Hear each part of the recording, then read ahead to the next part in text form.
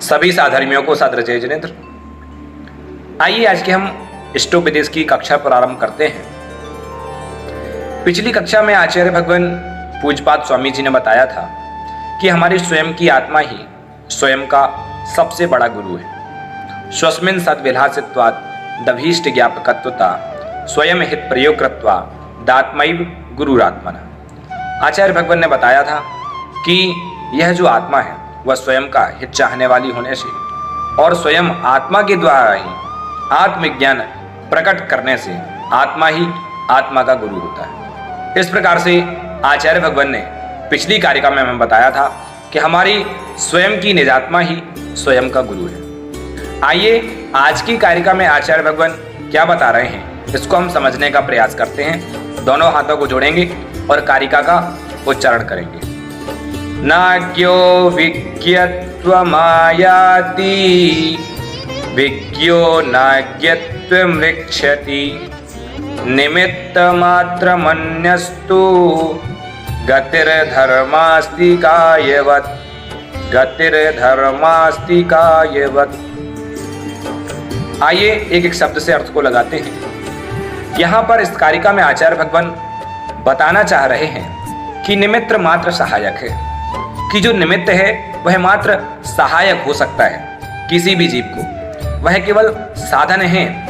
साध्य कुछ और है, साध्य अलग है और साधन अलग है। तो आइए क्या कह रहे हैं कि नाज्ञो विज्ञत्व आयाति, अज्ञो ने अज्ञानी को, विज्ञत्व ना आयाति, विज्ञत्व यानी कि विज्ञान यानी ज्ञान दशा को, ना आयाति नहीं होता है किससे, गुरु। नाज्ञो विज्ञत्व मायाति विज्ञो नाज्ञत्व रक्षति, कि यहाँ पर कह रहे हैं कि नाज्ञो विज्ञत्व मायाति, अज्ञो ना आयाति, नहीं प्राप्त होता है किस पर, विज्ञत्वम, यानी कि जो अज्ञानी जीव है वह ज्ञानी दशा को प्राप्त नहीं होता। कैसे, गुरुओं के उपदेश आदि से कोई जो अज्ञानी जीव है वह ज्ञानी दशा को प्राप्त नहीं होता। और विज्ञो नाज्ञत्वम रक्षति, जो विज्ञा यानी ज्ञानी जीव है वो अज्ञत्वम यानी अज्ञान दशा को न रक्षति नहीं प्राप्त होता है।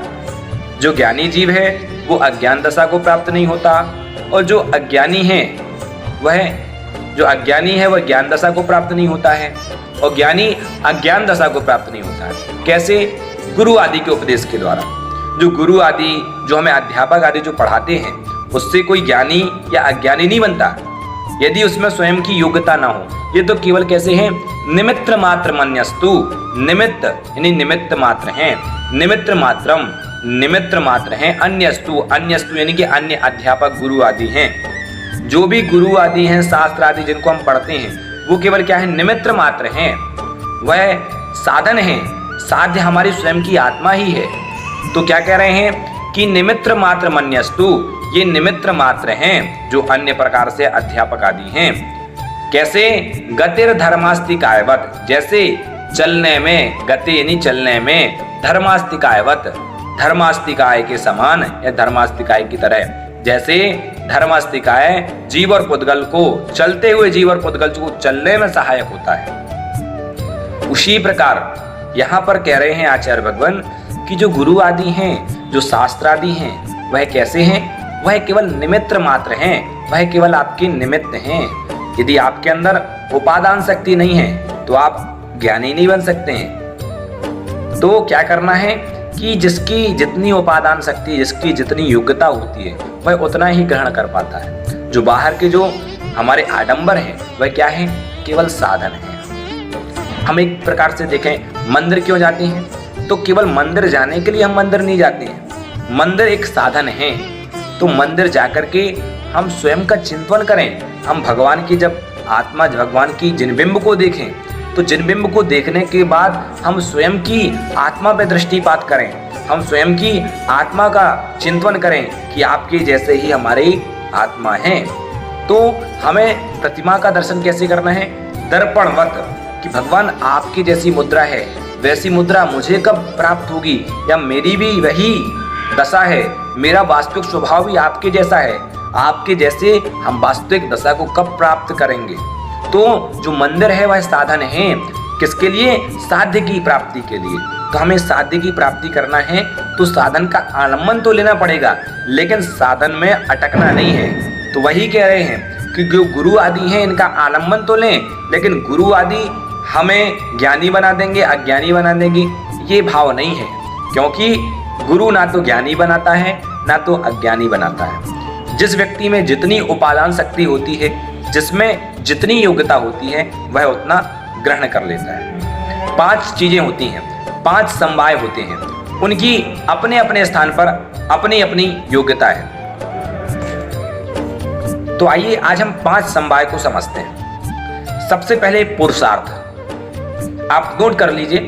पहला पुरुषार्थ, दूसरा निमित्त, तीसरा भवितव्यता, चौथा काललब्धि और 5वां उपादान शक्ति। तो ये 5 समवाय हैं। जब 5 समवाय एक साथ होते हैं तब किसी का कार्य बनता है। तो 5 समवाय की जो मैंने बात की है, सबसे पहले पुरुषार्थ।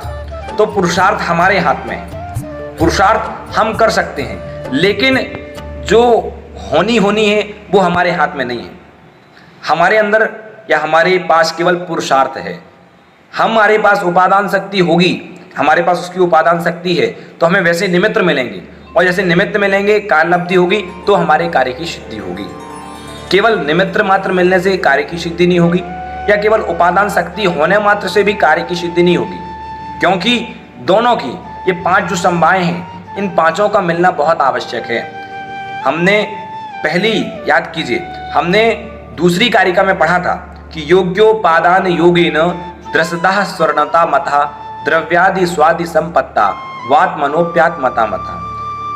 उस कारिका में आचार्य भगवान ने बताया था कि सुद्रव्य, सुक्षेत्र, सुकाल, स्वभाव ये सब अवेलेबल होने पर हमारी जो आत्मा है उपादान शक्ति होने से क्या है, आत्मपने को प्राप्त हो जाती है। कब होती है? जब सुद्रव्य, सुक्षेत्र, सुकाल, स्वभाव ये सब हो। तो वही बात मैं आपसे कर रहा हूँ कि पुरुषार्थ हमारे हाथ में है तो निमित्त भी होना चाहिए, फिर हम क्या कहें भवितव्यता भी होनी चाहिए। अभव्य जीव कभी भी निर्वाण को प्राप्त नहीं कर सकता, तो जो अभव्य जीव है वह कभी भी, तो उसके लिए क्या है, भवितव्यता होनी चाहिए। उसके बाद काल लब्धि की बात की, तो क्या होना चाहिए, काल लब्धि भी होना चाहिए। ऐसा योग काल होना चाहिए, तभी आपको निर्वाण होगा। हम पंचम काल में सोचें कि हमें निर्वाण प्राप्त हो जाए या हम मोक्ष चले जाएं तो नहीं जा सकते। और उपादान शक्ति, तो ये 5 जो समवाय हैं ये बहुत आवश्यक है किसी भी कार्य की सिद्धि के लिए या हमें अपनी सिद्धि के लिए। तो यहाँ पर आचार्य भगवान ने बताया है कि जो निमित्त है वो कैसा है, मात्र सहायक है। निमित्त में अटकना नहीं है, हमें साध्य की प्राप्ति करनी है। निमित्त मात्र साधन है, तो साधन से साध्य की प्राप्ति करना है। पिच्छी कमंडल लेने मात्र से कोई मुनि नहीं होता है। क्या है, पिच्छी कमंडल लेने से कोई मुनि नहीं होता है, लेकिन बिना पिच्छी कमंडल लिए भी कोई मुनि नहीं होता है। दोनों बात समझ में आ रही है कि पिच्छी कमंडल लेने से कोई को निर्वाण प्राप्त नहीं होता है, और पिच्छी कमंडल लिए बिना भी निर्वाण को प्राप्त नहीं होता है। दोनों बातें हैं कि जो पिच्छी कमंडल है वो क्या है, साधन है, लेकिन साध्य क्या है, स्वयं की आत्मा।